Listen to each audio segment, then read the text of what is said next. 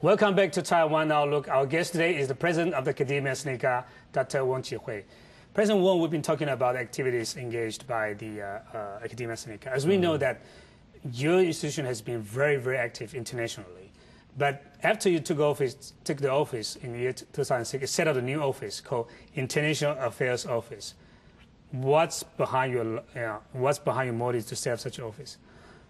The reason we established that office that we need to be an active member of the international community. Yeah. And through that office, we have a more integrated effort to introduce our research activity to the international community, and then also to coordinate the effort in terms of cooperation, exchange, and joint seminar and conference with the international community. So we consolidate that kind of effort into one office, and that makes this type of activity more cohesive and more integrated. So I feel very good that we have that office today. In addition to bring your research abroad, but are you also doing this kind of bringing efforts? Yes, we have a lot of collaborations with the academic institutions and universities abroad, and particularly in the last few years, I would say the last year, we have established collaboration agreement with RIKEN. It's the highest academic institution in Japan. And University of California, and also with France and England.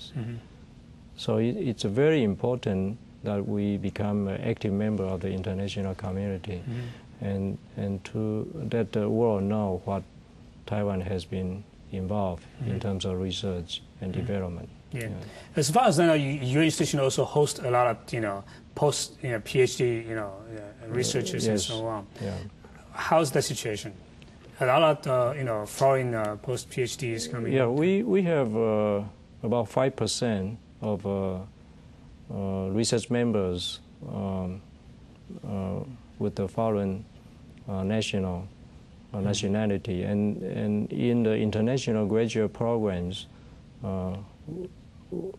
there are about 215 countries. I'm sorry, 25 countries. 25 countries. Involved, and with a total of about 215 students now, and it continues to expand. Yeah. So the international graduate program is growing very fast, and the postdoc and research assistant from other countries continue to grow. So I would say the academy is actually international research community. And what we need to do in the future is to make the environment more global. So when the foreign scholars come here, they feel home. They have better access to the information. And that's something we need to strengthen in terms of infrastructure and the living environment. Yeah. In addition to setting up international cooperation networks, as far as I know, you, after taking the office, you also tried to reach out to other research institutions in Taiwan. And you've been trying to coordinate the research efforts by the various institutions.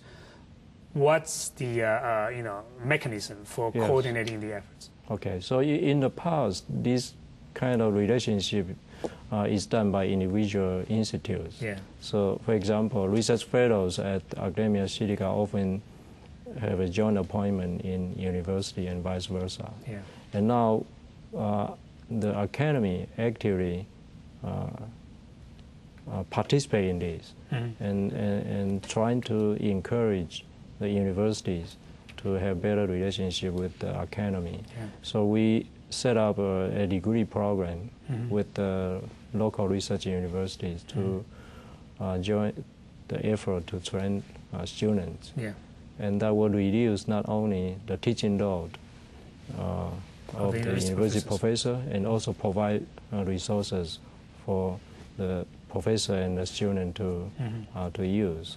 So I think from the educational point of view, it's a win-win situation. That's it's right. good for the professor, good for the student, and good for the academy. Yeah, but for the general public in Taiwan, the academia Sinica seems to be very remote, and people don't feel so attached to the academia Sinica. But I think you've been doing a lot of work of public relations and trying to reach out to the people in Taiwan or international community. Do you think that has been a very successful strategy on the part of academia Sinica? I think we need to make more effort in that, and that's why I start to think about the establishment of a resource development public relation office, and the region, as you say, we are pretty isolated. The public doesn't know much about what we have done, so through that kind of effort, we can use the plain language to introduce what we have accomplished to the public, and I think that's a very important part of the mission of Academia Sinica, and we didn't put much effort in that in the past. That's right. And I think it's important. But in addition to reaching out to the general public, apparently cooperation with the industry could be also very helpful. Yes. So you got your funding from the government, but you also have working relation with the industries, right? Yes, but it's in a more fundamental way. Yeah. For example, we look at what Taiwan is going to develop in the future. We know in the future will be biotechnology and information technology. So we ask ourselves, what will be the fundamentals of these two areas? And what can we strengthen the fundamentals of that? And to secure the intellectual property for long-term development. And that, because we, as the highest academic institution, we have to focus more on basic research. And that, of course, it's not that easy to tell the public we have done with the industry. But I would say that a lot of industrial breakthroughs come from basic discovery. And that requires a longer time for development. You have to go through the translational research and then development in order to see the real product or result. And apparently different institutions are facing different challenges, and universities are also facing a lot of challenges. Academic institutions like the Academia Sinica, what are the major challenges that you are facing right now? The recruiting. Recruit the best talents to the academy, and of course we face several problems. And the first one, of course, is compensation.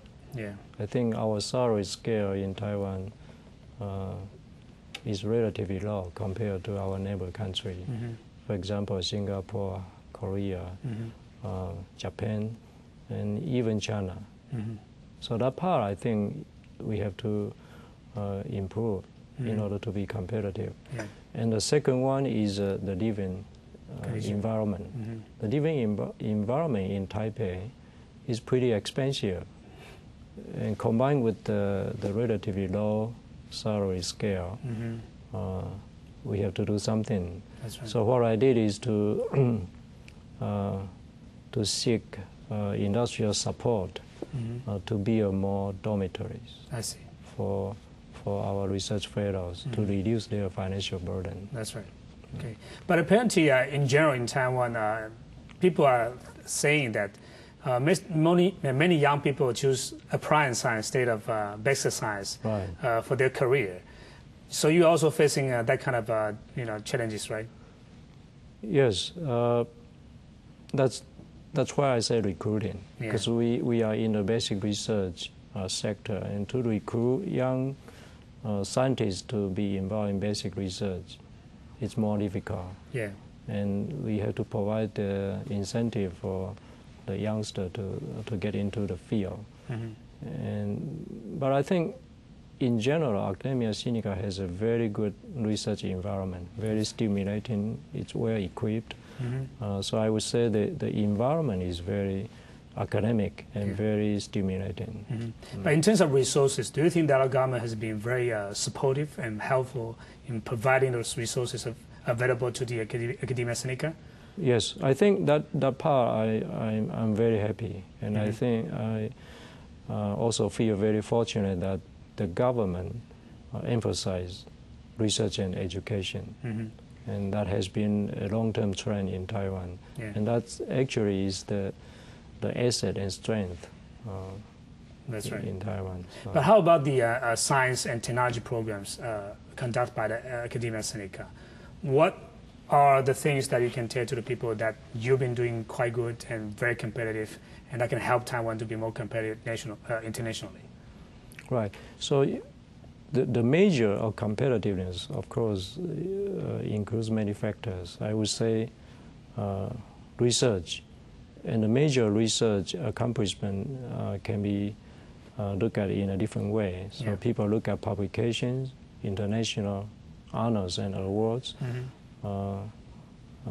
equipment, facilities, intellectual property and technology transfer. That's right. And even a degree of globalization, or even the entire living and research environment. So these are the factors which affect the competitiveness of a research institution. And in terms of publication, I would say that, of course, you cannot use the total numbers to compare, because Academia Sinica is, as I mentioned, is a medium-sized institution. But if you look at the outcome of individual, it's very good. It's better than Singapore, than Hong Kong, than Korea. It's a little bit behind Japan, but almost equivalent to France. And in Taiwan, of course, is the best. If we look at the publication, the impact of individual publication. Now, international awards and honor, as you know, academician, we have about 240 Academy members, and 2/3 of them are in the U.S. So we have a very a good network in the world. And if you look at the Academy members in the U.S., about 30 of them are National Academy of Science members, and another 30 are the National Academy of Engineering members. They are very influential and very accomplished in the States.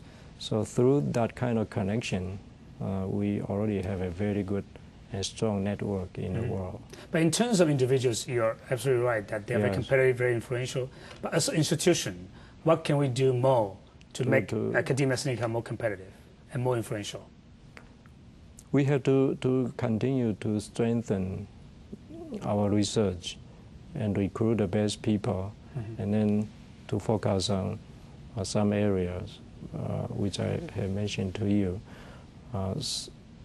and to have a decent compensation for the research scholars. And we continue to provide attractive environment for our research fellows.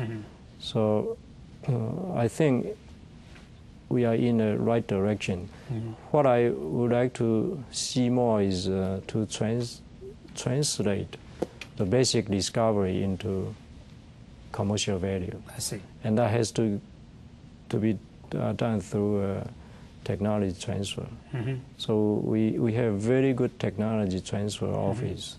If you look at the number of patents in the world, and we often heard that Taiwan is number 4. But you look at just look at the life science area. 1/3 of the IP is in Academia Sinica. So that from that figure, you can see that it's a major powerhouse in Taiwan in terms of intellectual property. And how do we use that intellectual property and then translate into commercial value? I think is our next step. So your office will be helping your researchers to commercialize their research, products. To transfer the intellectual property to the industrial sector. And that's something we need to put more effort in. That's right. That's right. And President Wong, you mentioned earlier that the two major key areas that Taiwan can compete with other countries will be information technology and biotechnology. We all know that you're a very internationally well-known expert on chemistry and biotechnology. So when we come back, we'll talk about the profile of Taiwan's biotech industry and how Taiwan can compete in that regard. Stay with us. We'll be right back.